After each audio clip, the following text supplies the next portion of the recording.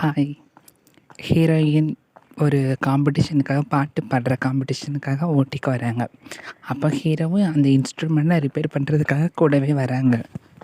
Heroine ஒரு அழகான melody பாடலை பாட வச்சுருக்காங்க. அவங்க ஒரு பிரபல ஒரு பாடகின்னு கூட சொல்லலாம். ஒரு அற்புதமாக பாடுவாங்க. அவங்க அப்பாவும் பயங்கரமான ஒரு பாடகர் தான், விமர்சகர். அப்போ என்ன ஆகுதுன்னா, ஹீரோயின் பாடுவாங்கள்ல, அந்த பாட்டு ஹீரோவுக்கு தெரியும். அப்போ அந்த பாட்டை எதிர்கொள்ள பாட ஆரம்பிச்சிரும். ஏன்னா இந்த பாட்டு ரொம்ப அற்புதமாக இருக்கிறதுனால எதிர்கொள்ள பாட ஆரம்பிக்கவும், இந்த ஹீரோயினுக்கு ஒரே ஷாக். நாங்கள் பாட வேண்டிய பாடலை எப்படி இவங்க பாடுறாங்க அப்படின்னு சொல்லிட்டு ரொம்ப கோவம்.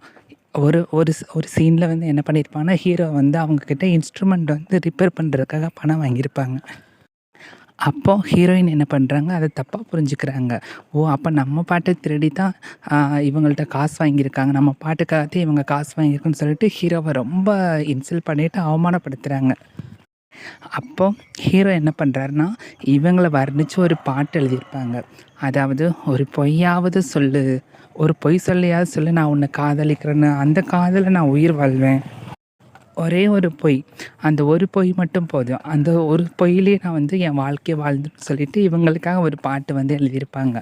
ஒரு அற்புதமான ஒரு பாடல்னு கூட சொல்லலாம். இதை பாடினது நம்ம சுஜாதம்மா. அவங்க தேன் குரல்ல ரொம்ப சூப்பராக இருக்கும். ஒரு பொய்யாவது சொல் கண்ணே, நம்ம ஜோடி படத்தில் பிரசாந்த் சிம்ரன் நடித்த ஒரு அற்புதமான ஒரு பாடல்னு கூட சொல்லலாம். அருமையான ஒரு பாடல். இப்போ நீங்கள் பூக்கள் எடுத்துக்கோங்களேன்.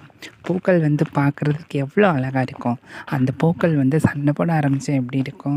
சரி, ஒருத்தங்க நம்மக்கிட்ட பேசினா ரொம்ப நல்லாயிருக்கும், அப்படி தானே? ஒருத்தங்க திடீர்னு பேசாமல் மௌனமாக இருந்தால் அது பல யுத்தத்துக்கு சமம் தானே. ஏன்னா நம்ம விருப்பப்பட்டவங்க பேசாமல் இருக்கும்போது அந்த வலி ரொம்ப கொடுமையானது.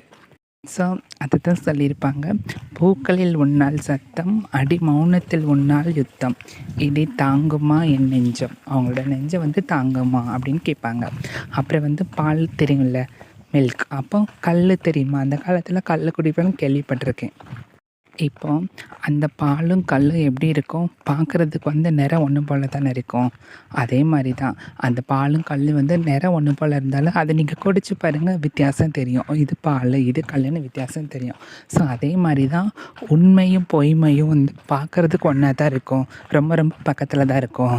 அதை அறிஞ்சு நீங்கள் பேசணும்னு சொல்லிட்டு அழகாக இந்த பாடலை வர்ணிச்சிருப்பாங்க.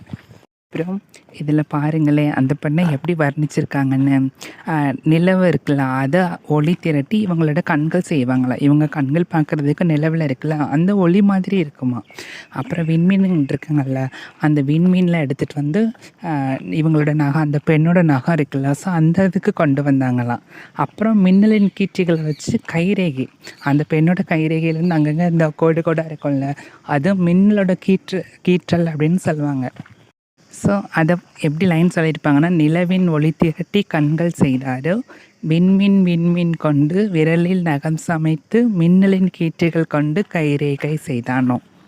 அப்புறம் எனக்கு இதில் பிடித்தமான ஒரு லைனா, நிலவினை எடுத்து அருகில் காட்டியது நீதானே, அருகில் காட்டியது நீதானே. அந்த நிலவை இவங்க பக்கத்தில் காமிச்சாங்கல்ல, லவ் பண்ண என்னெல்லாமோ வருது பார்த்தீங்களா. ஒரு அழகான பாடல், எல்லோரும் கேளுங்க.